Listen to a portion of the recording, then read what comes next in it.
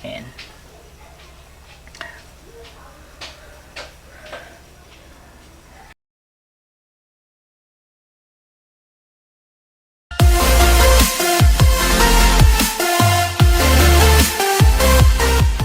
Ayun, good morning nga pala guys at welcome nga pala sa channel ko nga pala.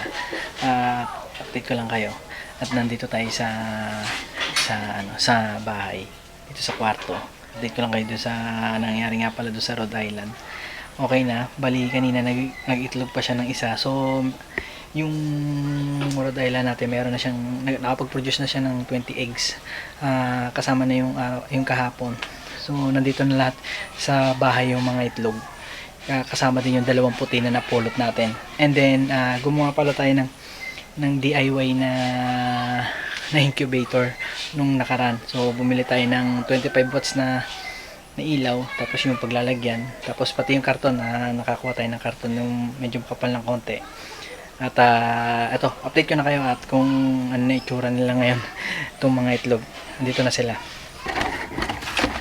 Ayan, yan yung update natin dun sa 20 eggs ng Rhode Island. So ito nga pala yung yung sinasabi ko nga pala sa inyo, yung incubator na ginawa ko na DIY. At ayun, nanood ako ng ibang channel, yung mga naggagawa ng mga incubator. At ito yung napili ko na gawin, yung simple lang. So karton, tapos may excess ako na wire. Ayan, hindi na ako bumili. Ang binili ko na lang yung bombilya, tapos yung alambre, meron naman tayo may sumobra pa akong alambre. And then ito, yung pinaglalagyan ng panghugas ng ng plato. Ito. Tsaka tubig. Ayan. Medyo hindi mo masyado makita sa pero ayan.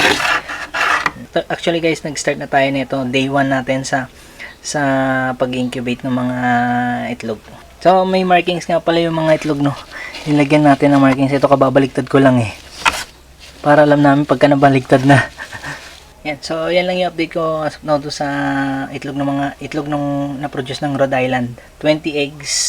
And then kasama pa yung dalawa. So nasa 22 piraso na yung naka-incubate. Tapos yung karton niya. Actually guys, yung karton ko karton ng Bear Brand, para medyo makapal-kapal ng konti yung gamit ko. So yun guys, di ko na dito yung hindi na ako nakagawa ng paggawa na itong incubator. Marami naman sa mga nagba-vlog na paggawa nung incubator. Search lang kayo doon at yung pinaka lang, yung hindi siya medyo pricey yung sa paggawa nung incubator. Simple lang. Ako nagsisimula pa lang ako mag-incubate ng ganito. Tsaka gumawa ng incubator. So ayan guys. Yan lang yung update ko as of now sa mga itlog na-produce ng Rhode Island. So guys, kita tayo ulit sa next vlog ko. So kung nagustuhan nyo itong video na to, please like, comment, share, and subscribe. And click mo na rin yung notification bell para updated tayo sa bagong video. So guys, see you on my next vlog. Bye bye and God bless you.